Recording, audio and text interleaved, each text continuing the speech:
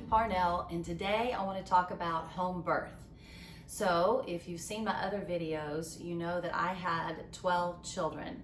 I actually gave birth to all 12 children, and I gave birth to each and every one of them in my own home. So I feel very blessed to have been able to do that. I have a lot of friends who are advocates of home birth, but several of them were not able to have their babies at home. And I understand that you have to have your doctor's opinion weighed in on this, and you need to know that your body is healthy and strong to be able to do this. So I respect all of those opinions, and I want to say that at the outset, that you need to know, if you're considering a home birth, you need to know that that is the way for you to go. What I want to talk about is why I chose it, because people wonder why you would not have an epidural when that would be the common sense, logical thing to do to escape all of the tortuous pain that would accompany childbirth. So there's some neat stories in here, because I'm gonna throw you a curveball. I read a book years ago called Supernatural Childbirth, and that book inspired me that Jesus took the curse of the pain of childbirth on the cross. That's part of what he took. It says that he took the curse. He became a curse when he died on the cross and then rose again and defeated Satan and the curse. Okay, so the concept is that if that was true, then we don't have to suffer pain in childbirth anymore. Okay, so I know that's just way out there, especially if any of you have had children. You're like, I believe in Jesus, I love him, and that is not possible on the earth. But it is, and I'm gonna tell you why. Okay, so first of all, let's go back a little bit.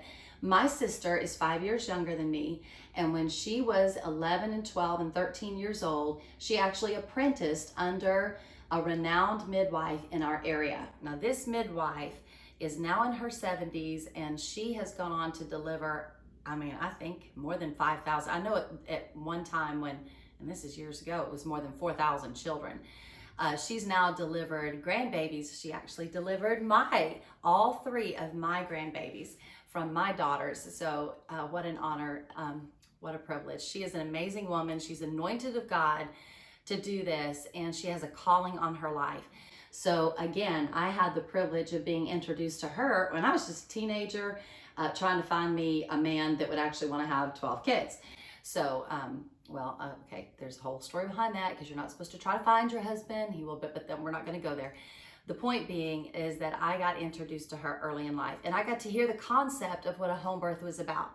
So hospitals have come a long way, in that a lot of them will work with a midwife, they'll work with a doula, which is a birth assistant at the labor and delivery, and they will allow you to walk around. There's a lot more freedoms that have been implemented since the wave of home birthing kind of came on the scene 2 or 3 decades ago, when it became a new thing, because it was an old thing.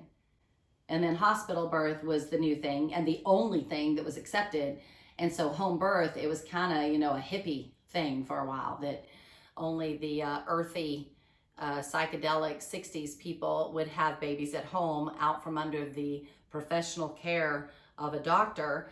And anyway, it's come a long way from that, because I'm not a hippie, and I was not in the 60s, and I didn't do the psychedelic thing, but I have certainly appreciated my home births. Okay, let's get on to, I decided to have them at home, Lord willing, and I didn't look back. I was naive. I did not know the pain. I did not know the labor. I did not know what I was getting into. And after my first one, she was 27 hours getting here. It was an hour and a half pushing her, and I thought I was going to die. Now, we were under, again, the anointed guidance of my midwife and her team, and I was never in danger. There was never a loss of the heartbeat in the baby, and my life was never threatened. I think I wanted it to be threatened, because it would have been nicer to go home to be with Jesus in some of those moments. So that was my story. And again, I'm going to say this is not your story. Other women's birth stories do not mean that that is going to be what happens to you. And for whatever reason, when you tell people that you're going to have a baby, you get all sorts of women telling you horrific stories of how they nearly died or the baby or whatever. And you know, awful things they had to endure to get a baby here. And it causes a lot of fear.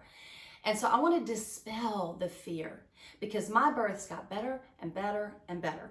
And I have a number of them to compare. And they got better because my faith grew stronger and stronger and stronger in the Lord. And I began to trust Him with the whole process and learn how to mentally contain the thoughts that would drive me into panic in the middle of the experience, and to take those thoughts to Him and to watch my body do what He made it to do.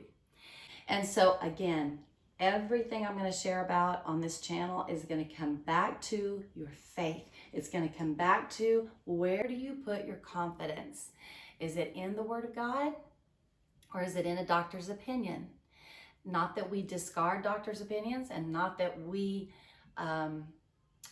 just, live in denial, like, oh no, that's not true, and psych yourself up, that I don't have this, I don't have this, I don't have this. If there's an issue with your uterus, or there's an issue with having a baby at home.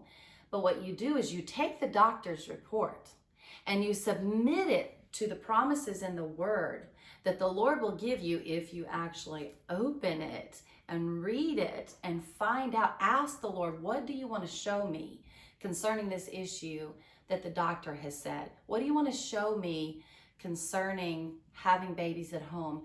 How can I not fear? Oh, there's hundreds of scriptures about not fearing. That alone will get you through labor and delivery. But God may have a specific word for you that He can speak through His Word. He never goes against this. But it's hard when you're trying to seek His will. It doesn't say, thou shalt have a kid at home. I mean, I didn't find that verse anywhere in here.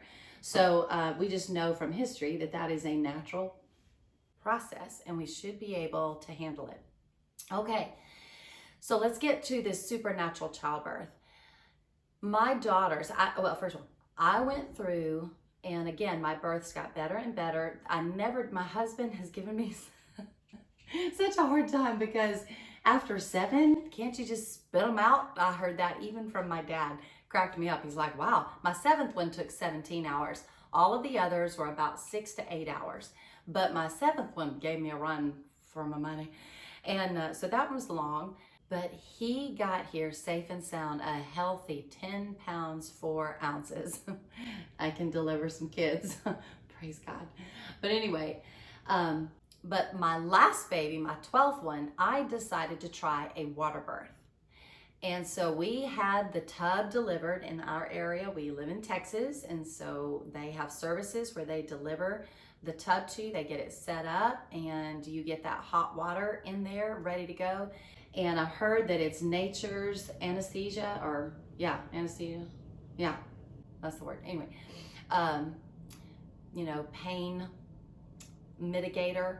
And it helped immensely. I wish I had done more births like that because I was able to get through it pretty quickly and with less pain than any other child I delivered. So I'm also an advocate for water birth, but I only had one in the water, so I'm not, I don't know that I can comment on all the issues that could happen with water delivery. So that's something you would need to research potentially on another channel, and again with your healthcare professional. But I loved it, and I would advocate a water birth as well. But my daughters, now here's where the rubber meets the road. So I have been teaching them what I am sharing with you, and they were actually present for several of my births. They knew what that was like and had seen the pain that I went through.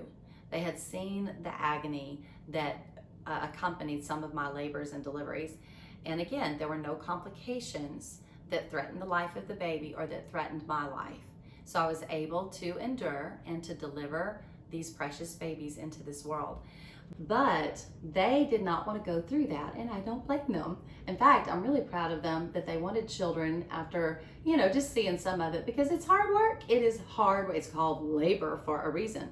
So my oldest daughter, when she had her daughter, and I would love to get her on here to share her experience, and I think that's forthcoming. So anyway, she believed God, and she would shut down the reports that others would try to tell her of how their labors and deliveries went.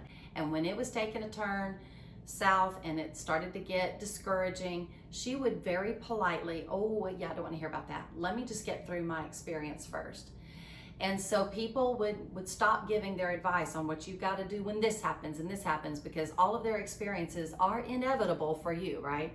So she would just gently shut those things down, and she would go to the Lord and just take that report and say, Lord, you said that Jesus became a curse, and I trust you. And she would reiterate those scriptures. So labor and delivery, I'm just going to tell you right now, I'm not sure I would have believed her report if I had not been there, witnessed it myself.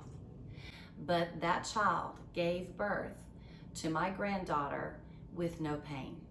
And her labor went for 2 days. There was some hard work, but I looked for the expressions on her face, and I know her like the back of my hand. And I was looking for that endurance of pain. And I wasn't even necessarily expecting at the level that she was. Madison was expecting a pain-free delivery. And God came through for her, and now we all know. So she's the oldest of 6 girls and 6 boys, and we all know she demonstrated the glory of God on the earth. And I'm so proud of her for believing for that. So I'll let her tell her stories soon. But then Maggie, my other daughter, she gave birth to my first grandson, and I got to be there for that. It was in a birthing center.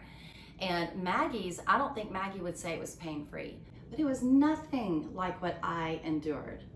And we teased, the midwife team and I all teased, because Maggie is very glamorous, and Maggie remained glamorous through the end. She still had her hair all tousled up in her bun, and she actually had a water birth with my grandson. And so she had her necklace on, and her makeup remained, my makeup did not remain on my face. I started with makeup with the first one. I never put makeup on again when I went into labor.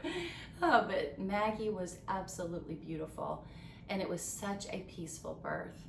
And hers was only 6 hours for her first child. So hopefully she would be willing to share her story forthcoming as well. But all this to say, God created your body to do this thing as a woman. And you can trust him to get you through that experience. And you can trust him to bring forth that baby in health and in strength. And you can shut down any report, even if it comes in the middle of labor and delivery, that there is an issue with your faith and with his promises. So I will say this, there were 2 children, my 4th one and my 11th one, that I began hemorrhaging after it's what it looked like was happening after labor and delivery, after the baby was born. And my midwife very wisely, and I'll just say this, I wasn't panicked. I didn't care what was happening. That baby was here. I was ready to party. I wanted the food. I wanted the baby. I was just free. But she was telling me, okay, you're bleeding a lot. Okay, we need to shut this down. And at one point she got a shot of Pitocin. She is a registered nurse midwife, and she got a shot of Pitocin to get ready to give me. And I didn't want her to do that because I knew it would start these contractions, and I just gotten over the contractions. I didn't want to feel more contractions. And so I was like, Lord, do I have to do that? This is all in my head. But she called my husband to come over and lay hands on me and pray. She said, Curtis, come here and pray for your wife. It looks like she might be hemorrhaging. We got to shut this down. And he laid hands on me, and he prayed, and the bleeding stopped within seconds both times. God is a God of miracles. He works on your behalf. And if you know from my other video, why did I even sign up to have 12 kids in the first place, you know the faith that was applied in my life personally between me and Jesus over my reproductive system. I handed it to him when I was a teenager, and I have never taken it back by his grace. And it has only inspired me to trust him in every other area of my life. So home birth for me was a natural extension of that trust and faith in Jesus. But as I said, I've got dear friends that love him every bit as much as I do, and he, of course, loves them every bit as much as he loves me.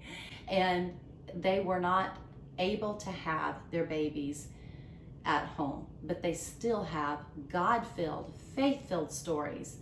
My midwife was actually putting together a compilation of stories of her clients to put in a book. I don't know if she's still working on that, because we talked about that, I guess 3 years ago was the last time I heard about that. But anyway, I think that would be an awesome book to read, because God is faithful no matter where you are. I'm just telling you my story, and I'm telling you the gratitude I have in my heart to be able to do this. I have heard that in some states it's illegal to be a midwife or to have a baby at home. I don't know, haven't researched it, don't live there. But I will say this, we probably need to take a stand, because we need to be able to have autonomy over our bodies to be able to say if we want to have a baby at home. It's a very, very natural thing. Or have our babies in the hospital based on the medical advice that we get for ourselves. So food for thought. I encourage you, again, it's all of it. Every little issue in life boils down to trusting Jesus, trusting the Lord. He will come through for you. He will answer your prayers. And if you have concerns, then go find out. I would guard against researching about everything that could go wrong, because that's not going to be your story when you hand it over to the Lord. He's going to come through for you. But research to know what to expect, to know what a home birth would look like, what a water birth looks like. Guard your mind. Whatsoever things are true and right, of a good report, okay, those are the things you're supposed to think on according to Scripture. You don't just let everything in. So guard your heart, guard your mind, seek the Lord, seek His Word, get educated on the process. And then if you choose to have your babies at home, God can bless you too and answer your prayers and bring forth healthy babies for His glory into this world.